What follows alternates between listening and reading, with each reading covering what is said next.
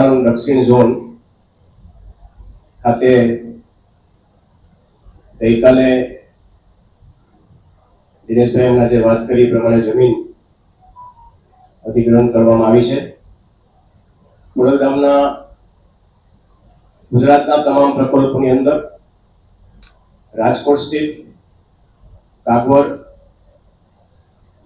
ઉત્તર ગુજરાતમાં સંધેર ગામે કાર્ય ચાલી રહ્યું છે, મધ્ય ગુજરાતની અંદર જમીન સંપાદનનું કાર્ય ચાલી રહ્યું છે। એ જ રીતે સ્ટેચ્યુ ઓફ યુનિટીમાં જગ્યા લેવાઈ ગઈ છે અને ગઈકાલે દક્ષિણ ઝોન માટે આ ભૂમિ ગ્રહણ કરવામાં આવેલ છે। ત્યારે જે સંકલ્પો ખોડલધામના સમાજના સેવા માટેના છે એ જ સંકલ્પો સુરતમાં પણ ચાલુ રહેશે।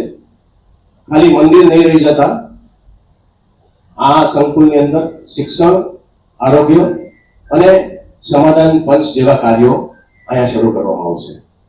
આપના કોઈ પ્રશ્ન હોય તો